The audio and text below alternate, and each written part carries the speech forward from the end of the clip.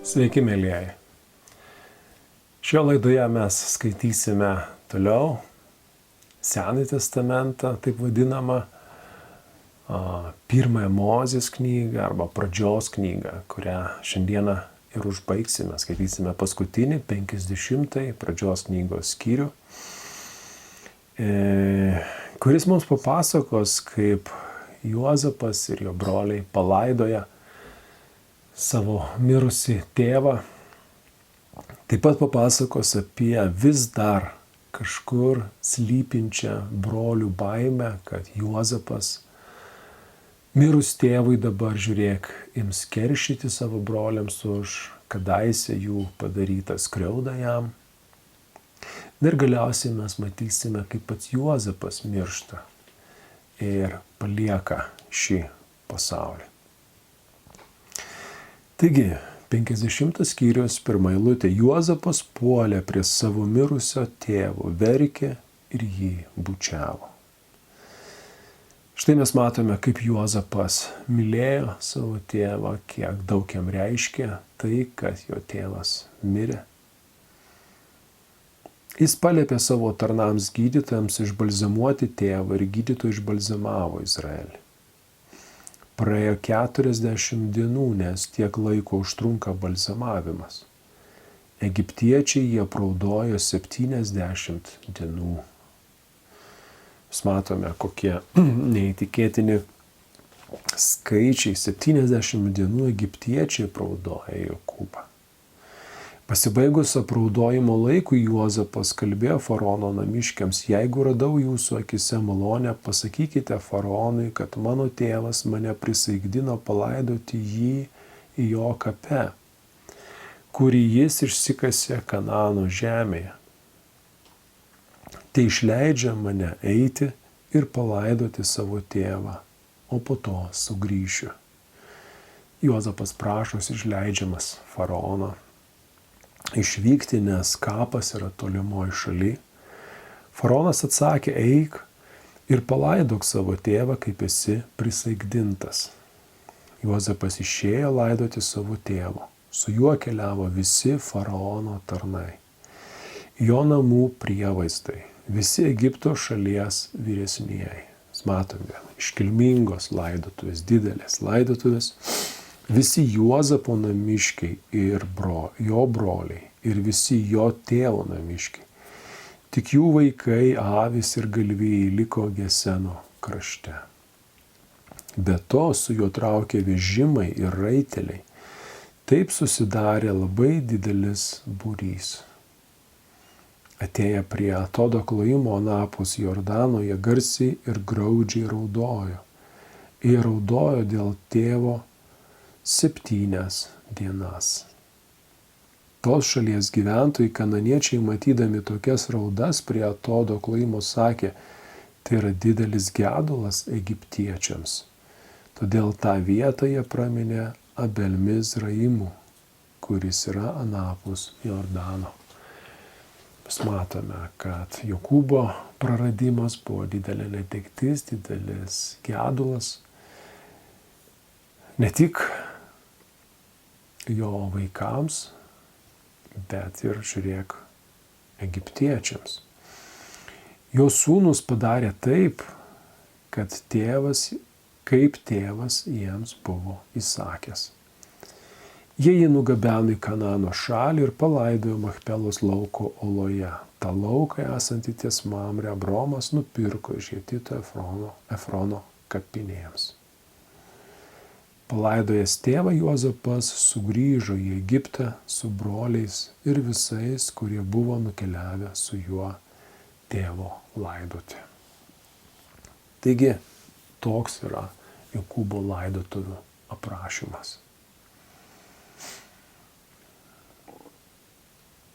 Na, o štai dabar mes matome tokią kontrastingą istoriją, kuri aprašoma mums toliau. 15 eilutė. Jokūbui mirus Juozapo broliai bijojo ir kalbėjosi: galbūt Juozapas pradės neapkęsti mūsų ir atkeršys mums už visas piktadarystės, kurias jam padarėme. Štai mes matome, broliai vis dar netiki, kad Juozapas gali būti iš tikrųjų iš širdies, nuoširdžiai jiems atleidęs, pamiršęs ir neturintis jiems skriaudos, nes netiki, nepasitikė, kad taip viskas ir pasibaigs. Dabar jie manosi, kad būtent tėvas buvo ta priežastis, dėl kas Juozapą sulaikė nuo keršto broliams. Bet dabar tėvo nelikus atsivers tikrasis Juozapo veidas ir jie patirs iš jo pusės kažkokį kerštą, kurio jie bijo. Ir todėl jie imasi štai kokio žingsnio. Jie nusiuntė jam tokią žinią. Tavo tėvas prieš mirdamas liepė mums, kad sakytume tau: atleisk savo broliams jų nusikaltimą ir nuodėmę, nes jie piktai su tavimi pasielgė. Taigi dabar prašome, atleisk tavo tėvo Dievo tarnų nusikaltimą. Nežinau, ar tai yra išgalvota istorija, ar tikra, tai ar broliai patys sugalvojo, kad tėvas būtų Juozapą prašęs. Manyčiau, kad jeigu Jokūbas iš tikrųjų būtų norėjęs tai Juozapui pasakyti, jis būtų tai pasakęs, kodėl dabar reikėtų kalbėti per brolius. Bet greičiausiai būtent į tėvo autoritetą dabar remiasi broliai ir išgalvoja tą istoriją, kad Jokūbas pavedė perduoti Juozapui, kad šis atleistų broliams. Kita vertus mes matome dabar jau atvirą brolių atgailą. Atleisk tavo tėvo Dievo tarnų nusikaltimą. Jie atgailauja. Kaip į visą tai reaguoja Juozapas? Juozapas verkė girdėdamas šios žodžius. Po to jie nuėjo pas jį ir parpuolę prieš jį sakė: mes esame tavo vergai. Juozapas jiems atsakė: nebijokite, argi aš užimu Dievo vietą. Nors jūs man norėjote blogo, Dievas tai pakeitė geru, norėdamas įvykdyti, ką šiandien matome, išgelbėti daugybę žmonių. Kai mes matome, kad brolių mąstymas ir Juozapo mąstymas yra visiškai skirtingi. Jeigu broliai pilni baimės ir nepasitikėjimo, kad galima šiaip savo atleisti tokią skriaudą, tokį nusikaltimą, kaip jie sako, tai Juozapasgi visą šią situaciją mato iš kitos perspektyvos, jis už visko mato Dievo ranką ir todėl jo širdyje nebelieka vietos skriaudai, bet dėkingumas Dievui, kad jis panaudoja šią situaciją, nors ir buvo jam skausminga, per tuos skausmus Juozapas daug ko išmoko savo gyvenime, daug kaip pasikeitė ir daug ko pasiekė.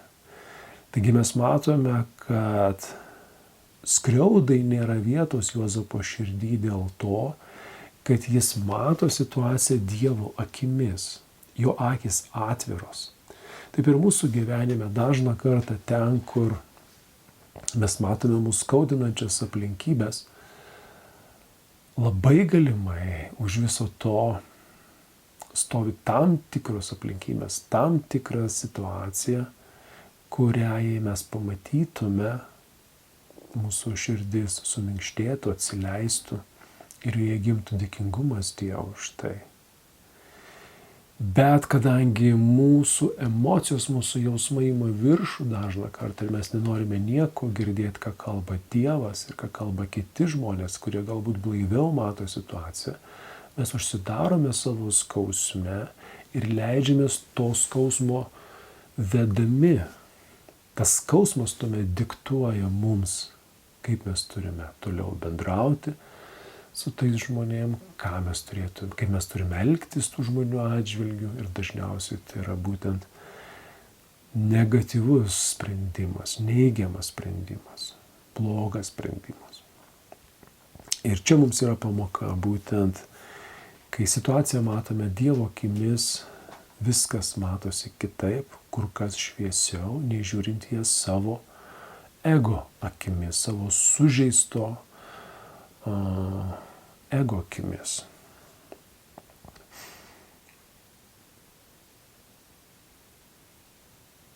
Todėl Juozapas sako, todėl nebijokite, sako antrą kartą, dabar nebijokite, aš maitinsiu jūs ir jūsų vaikus.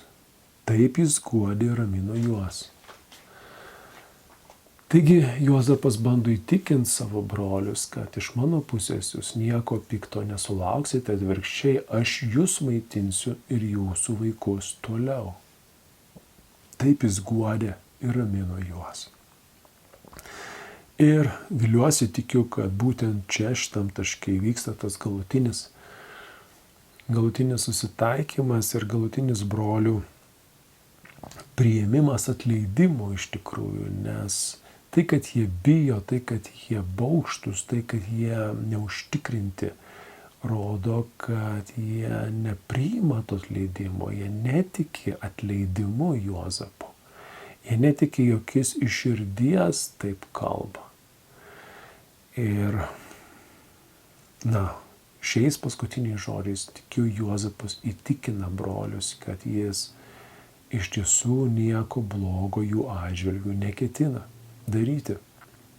Kad atvirkščiai jis linkęs daryti jiems gerą. Jeigu Dievas padarė jam gerą, jeigu Dievas panaudojo jį, kad padarytų gerą daugelį žmonių, daugelį išgelbėtų nuo bado mirties, tai kodėl dabar jis turėtų pykti, rūstauti? Tuo geru, kuo Dievas jį palaimino, jis dėl to mielai dalinasi ir su savo broliais ir jų vaikais. Nes jeigu jie nebūtų jo išdavę, pardavę į Egiptą, tai Juozapas būtų likęs su jais ir atėjus tam badui, jie būtų stipriai nukentėję. Jei nemirė, tai labai stipriai nukentėję, daug praradę. Bet štai dabar viskas apsisuko kitaip, būtent dėl to, kad Dievas panaudojo tą brolių išdavystę. 22 eilutė. Juozapas ir jo tėvo namiškiai liko gyventi Egipte. Štai mes matome, kad Izraelio palikuonis, Jokūbo palikuonis pasilieka Egipte. Ir mes žinome iš istorijos, kad jie gyvens Egipte apie 400 metų, virš 400 metų. Tikrai ilgas laiko tarpas, kur daug kas pasikeis nuo tos dienos, kaip yra dabar. Apie ką mes skaitome. Juozapas gyveno 110 metų. Jis matė Efraimo vaikus iki 3 kartos, taip pat ir Manaso sūnaus, Makiro sūnus buvo padėti Juozapui ant kelių. Juozapas sakė savo broliams, aš mirštu, Dievas tikrai aplankys jūs ir išves iš šitos žemės į kraštą, kurį jis prisiekdamas pažadėjo Abraomui, Izaokui ir Jokūbui. Juozapo galas, kelionės pabaiga artėja taip pat, kaip ir jo tėvo Jokūbo, jis nugyvena viso labo 110 metų, palyginus su tuo laiku, kaip žmonės gyveno, tai nėra tiek daug. Tėvas nugyvena, pavyzdžiui, 147 metus, bet štai jis kaip pirmagimis dabar sukviečia savo brolius ir kalba jiems. Ir vėlgi kalba pranašiškai, sako, Dievas tikrai aplankys jūs ir išves iš šitos žemės į kraštą, kuris prisiekdamas pažadėjo Abraomui, Izraeliui ir Jokūbui. Jis išves, žinoma, ne jūs, bet jūsų vaikus, jūsų palikuonis, mūsų palikuonis, taip galime sakyti. Nes tai vyks po kelių šimtų metų, jo brolių nebus gyvųjų tarpe. Bet jis kalba pranašiškai Izraelio tautai. Po to Juozapas prisaikdino Izraelio vaikus. Tikrai Dievas aplankys jūs ir jūs išnešite iš čia mano kaulus. Juozapas matosi, būdamas egiptiečių tarpe, būdamas tikrai egiptiečių visuomenės dalimi, matosi visgi kažkur giliai jis nesusitapatina su Egiptu, jis nesuleidžia šaknų, jis nėra vienas su Egiptu, jis nenori, kad jo kūnas pasiliktų Egipte. Nors jo vaidmuo Egipte buvo didžiulis, nepamatuojamas. Tačiau sako, išnešite mano kaulus iš čia, kai Dievas jūs aplankys ir išves. Ir mes skaitysime vėliau Išėjimo knygoje, kai Dievas išves Izraelį, jie paims kartu ir Juozapo palaikus. Juozapas mirė sulaukęs 110 metų. Jie išbalzamavo jį ir paguldė į karstą Egipte. Taigi pagal egiptiečių paprotį ir Juozapas buvo išbalzamuotas, todėl po daugelio šimtų metų buvo galimybė jį paimti kartu, jo kūną paimti kartu. Tai taip užsibaigia pradžios knyga, kur mes matome, kad pagrindiniai herojai išeina.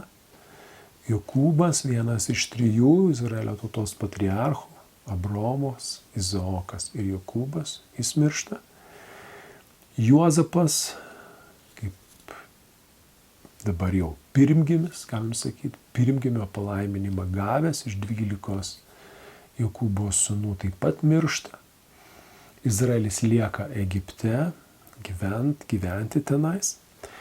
Ir tolimesnė Biblijos knyga, Išėjimo knyga, padarys po tam tikros pertraukos, po tam tikro laiko pratęs pasakojimą mums, kaipgi ten sekėsi Izraelitams Egipte toliau. Todėl kviečiu pasilikti ir ateityje mes tęsime skaityti visą šią įdomią ir pamokančią istoriją. O dabar sakau sudie, dabar Dievas te laimina gausiai kiekvieną, kuris myli jį, kuris ieško jo. Ir te atsileidžia Dievas atrandamas mūsų jo ieškant. Sudie.